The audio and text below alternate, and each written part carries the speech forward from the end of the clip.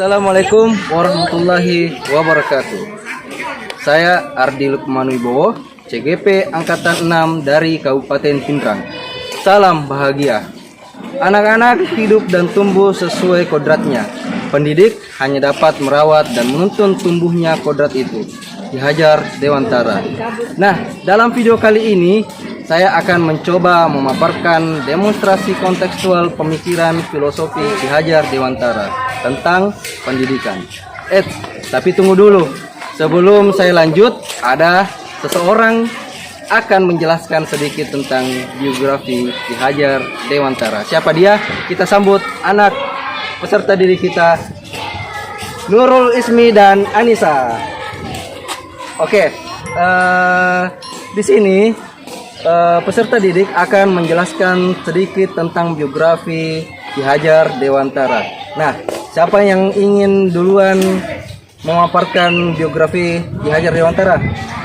Ya, silakan Nurul Ismi. Assalamualaikum warahmatullahi wabarakatuh. Halo, perkenalkan nama saya Nurul Ismi. Nama saya Nur Anissa Ramadhani. Saya siswi kelas 9 dari UPT SMP Negeri 7 Pindrang. Nah, kali ini saya akan memaparkan sedikit biografi tentang siapa sih Ki Hajar Dewantara itu. Nama lengkap Ki Hajar Dewantara alias Raden Mas Suwardi Sorjaningrat. Agama Islam, tempat lahir Yogyakarta. Tanggal lahir Kamis 2 Mei 1889, warga negara Indonesia. Istrinya bernama Nyi Sutartina.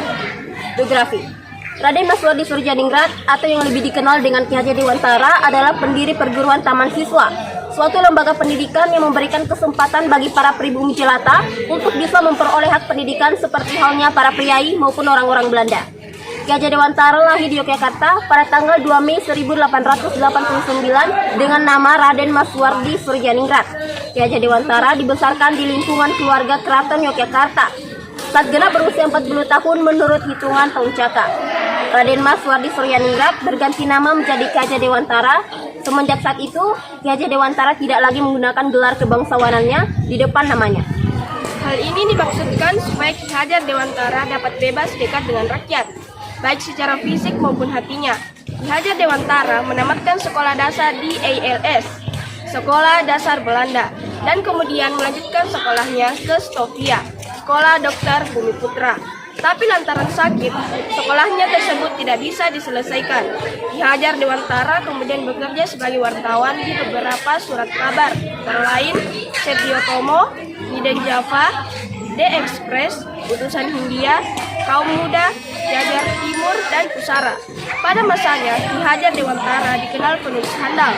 Tulisan-tulisannya sangat komunikatif, tajam, dan patriotik, sehingga mampu membangkitkan semangat anti-kolonial bagi pembacanya.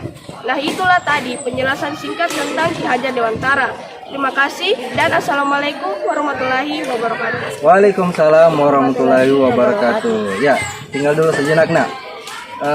Itulah tadi pemaparan sedikit tentang biografi Ki Hajar Dewantara.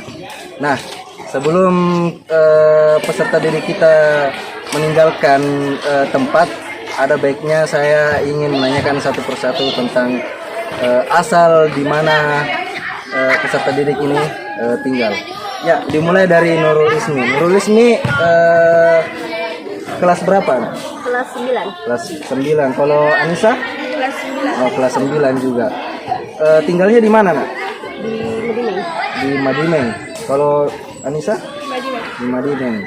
Oke, itulah tadi sedikit tentang perkenalan singkat yang diutarakan oleh anak peserta didik kita. Nah, selanjutnya kita akan lanjut ke sesi selanjutnya, di mana itu tetap di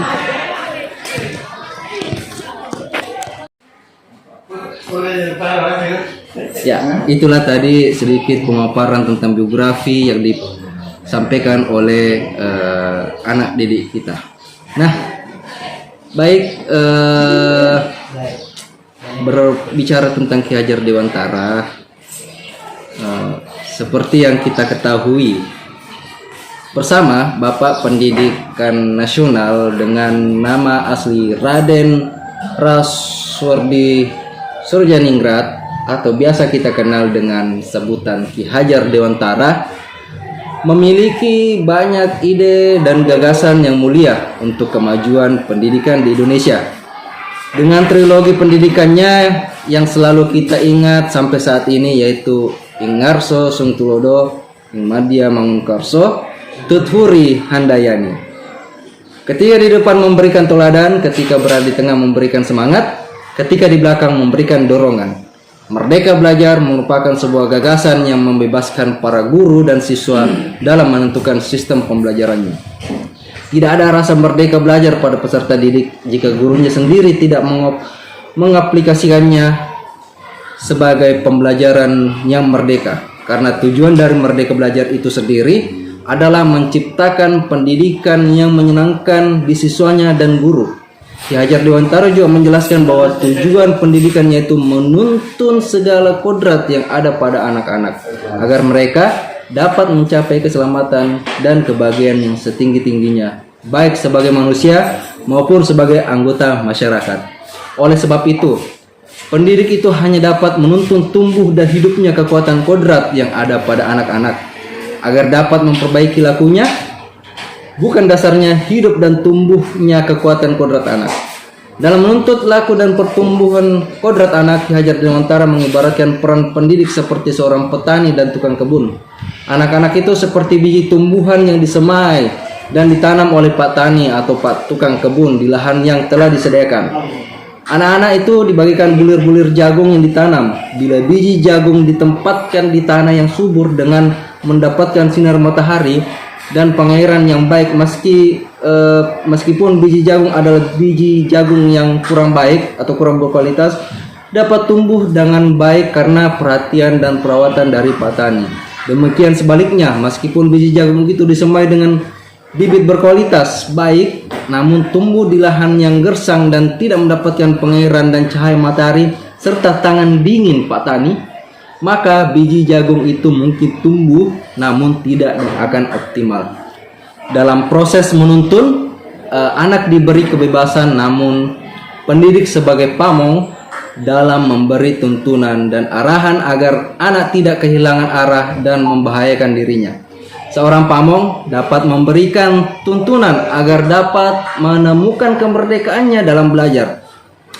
Anak-anak juga secara sadar memahami bahwa kemerdekaan dirinya juga mempengaruhi kemerdekaan anak lain. Oleh sebab itu, tuntutan seorang guru mampu mengelola dirinya untuk hidup bersama dengan orang lain ataupun menjadi manusia dan anggota masyarakat. Nah, demikian demonstrasi kontekstual pemikiran filosofi Ki Hajar Dewantara tentang pendidikan yang saya bisa sampaikan. Sebagai penutup ada pantun dari saya. Sungguh cantik si burung merak, bulunya indah laksana fajar. Mari kita serentak bergerak untuk mewujudkan merdeka belajar. Sekian, Assalamualaikum warahmatullahi wabarakatuh. Salam bahagia.